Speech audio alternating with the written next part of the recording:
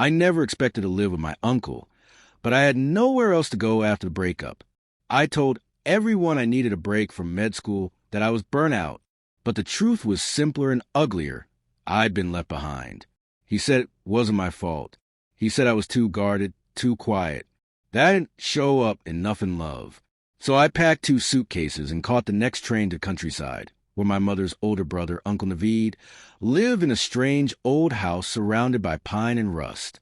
He was the kind of man people describe with words like harmless quiet or oddly disciplined. A carpenter by trade, he rarely left the property, cooked his own food, and hand-wrote letters instead of using a phone. I hadn't seen him in 5 years. When I arrived, he opened the door as if he'd been expecting me, not just aware of my coming, but already having accepted whatever version of me might appear. He nodded once and helped me carry my bags to a spare room filled with sunlight and the smell of cedar. The first week passed slowly. I woke to birds and the sound of tools scraping wood.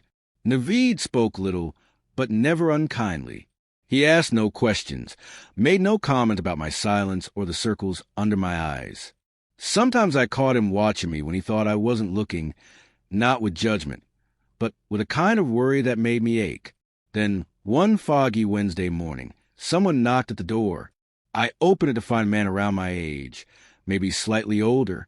Soft curls framed his face, and he wore a charcoal jacket that looked too clean for someone walking through dirt roads. He introduced himself as Rafi, said he was here to work for Uncle Naveed as an assistant. The words sounded strange coming out of his mouth, like it didn't quite belong to the truth. Uncle Naveed emerged from the workshop behind the house and nodded stiffly. "He'll be staying in the guest room beside yours," he said. "He's here for a project. Don't bother him." But Rafi looked at me when Naveed turned. His eyes lingered just a second too long, not in a way that made me uncomfortable, in a way that made me question if anyone had ever looked at me that directly before. That night, I couldn't sleep. The walls were too thin, and I could hear the faint hum of Rafi's voice through them, speaking softly into what sounded like a phone call. I pressed my ear against the wall. He wasn't speaking English. I didn't recognize the language. But I recognized one word, because I'd heard it once before, whispered from my uncle's study when he thought I was asleep. Rafi, and I developed a rhythm before I even noticed it forming. He rose early, often before the sun, and brewed tea in silence. I'd find him by the window, his fingers tracing condensation on the glass, like he was writing secrets in disappearing ink. He rarely initiated conversation, but he never ignored me. If I spoke, he answered. If I lingered near the tool shed where he worked with Uncle Naveed, he'd glance my way, but never invite me in. I started inventing reasons to pass by. Once, I asked if he could help me fix the loose hinge on my window. He came quietly, toolkit in hand. I watched him work, measuring, tightening, moving with an ease that made the act feel intimate. When he stood, I asked, "Is this what you do?" "Fix things." He looked at me for a long moment, then said, "Sometimes I break them first." I didn't know what to say, so I laughed like it was a joke. But something about his stillness told me it wasn't. Uncle Naveed grew distant after that. He avoided eye contact, spent hours locked in his study. The door was always closed now, though I never remembered seeing it that way before Rafi arrived. Once, I knocked to ask about dinner and heard papers rustling frantically before a clipped voice replied, "Not now." I started walking at night, hoping the cold air would quiet my mind. That's when I saw them, Rafi and Naveed, standing behind the woodshed, speaking low and fast. I stayed hidden. Rafi's voice was sharper than I'd ever heard it. "He's not involved. He's not a target. You brought him here to hide, remember?" Naveed hissed something in reply, but I only caught the last words. "He's getting too close." I didn't sleep that night. My skin buzzed with questions I couldn't form into words. The next morning, I found Rafi in the garden, slicing apples with a small knife. His hands were steady. Mine weren't. "What were you and my uncle talking about last night?" I asked. He paused, apple half-cut, and glanced up at me with unreadable eyes. "Old things. Broken things. Am I one of those things?" I asked before I could stop myself. The knife clicked against the cutting board. "You're not broken," he said quietly.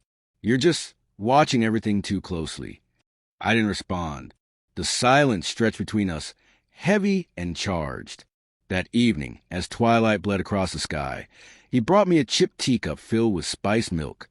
We sat on the back porch, close but not touching. My knee brushed his once, and he didn't pull away. I held the warmth of that moment like a secret. Later, when I finally fell asleep, I dreamed of whispers behind doors and soft hands lying flat on blueprints. But sometime before dawn, I woke suddenly. The floor creaked. I looked up to see Rafi crouched near my bed, and he was sliding something small beneath it. I didn't move. I didn't even breathe. Rafi stayed crouched for another heartbeat, then stood as if he hadn't been caught slipping something beneath my bed in the dark. He didn't see my eyes open a crack. He didn't hear the blood roaring in my ears. Once he left, the cold crept in. I waited 10 whole minutes, then slid to the floor and reached beneath the frame with shaking fingers. My hand closed around a small, cloth-bound parcel. I unwrapped it slowly, revealing a stack of folded papers and a flash drive. The papers were maps, detailed schematics of houses, streets, even city blocks. Some pages had red markings, circles, arrows, codes I couldn't decipher. Others had my name scrawled across the margins. I flipped through them in disbelief, my pulse thudding louder with each page. It wasn't just a project. This was something bigger, something dangerous. And I was in it. I looked at the flash drive last. I didn't plug it in. I couldn't. I wrapped it all up again, hands trembling, and stashed it in the bottom of my suitcase beneath worn shirts and half-folded jeans. Then I lay on the bed staring at the ceiling until morning broke through like a silent alarm. At breakfast, I tried to act normal. Uncle Naveed didn't show up. Rafi sat across from me, eating toast with deliberate calm. His eyes found mine, and something in them softened. "Did you sleep?" "Not really," I said. "You look tired." "Maybe because someone was in my room last night." He stopped chewing. The silence between us wasn't empty, it was loaded. Rafi swallowed slowly, then set his plate down. "I wasn't going to hurt you, but you were hiding something." He hesitated. "It's not what you think." "Then what is it?" He glanced toward the hallway, where the study door was cracked open now. He leaned closer. "There are things you're safer not knowing. That's not your call to make." His voice dropped to a whisper. "It was your uncle's." I stood abruptly, chair scraping the floor. "So I'm just supposed to live in this house like a ghost, like some pawn in a story I didn't ask to be part of?" Rafi stood too, his expression uncharacteristically raw. "You were never a pawn. You were the reason he stopped running." I didn't understand that then, but I would. Later that day, when Uncle Naveed finally emerged, he sat me down and told me the truth. Not all of it, but enough. About the thing called Rephrise. About how it wasn't a person or a place, but a quiet movement. An invisible resistance built on blueprints, whispers in the right people in the right places. "You were supposed to be safe," he said, almost pleading. I opened my mouth to speak, but something crashed in the hallway. A picture frame fell from the wall, and when we turned, Rafi was gone. The house felt suddenly hollow without Rafi. His absence was like a torn page, loud in its silence, impossible to ignore. Uncle Naveed tried to resume normalcy, but something in him frayed at the edges. He lingered near windows. He double-locked doors.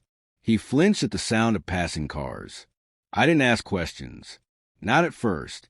I was still trying to reconcile the man who carved wooden toys with the one who spoke in codes and worked with fugitives.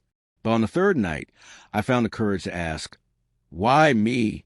Uncle Naveed didn't look up from the mug in his hands. "Because you never looked away," he said. "Even as a child, you watched everything. Not out of suspicion. Out of care. I wanted that to feel like a compliment. It didn't.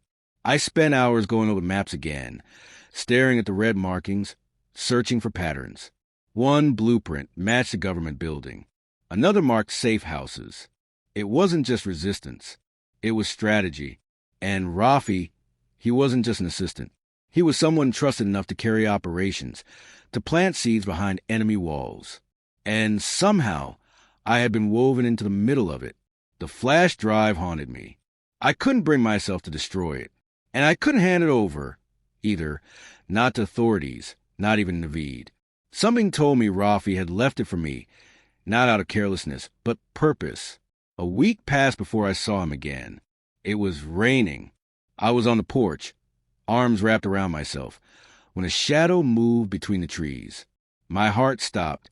Then he stepped into view, soaked through, face pale, eyes scanning the windows like he didn't trust they weren't watching. I didn't speak. I just opened the door wider. He stepped inside, dripping water onto the hardwood floor, and shut it gently behind him. They found one of the safe houses, he said. We had to scatter. Is someone hurt? Yes. We stood in that hush for a long time, the storm pressing against the windows. Then he said, I didn't mean to drag you into this. But you did. I did, he admitted, because part of me hoped you'd understand. I wanted to stay angry. I wanted to scream. But all I said was, I read the maps. Rafi exhaled, almost smiling. Then you know this doesn't end here. No, I said, but I'm tired of pretending I'm just a bystander. He stepped closer, the space between us thick, with everything unsaid. You could walk away. I shook my head. You left something under my bed. That kind of thing, it changes a person. Rafi looked down, then up, his gaze searching. So what now?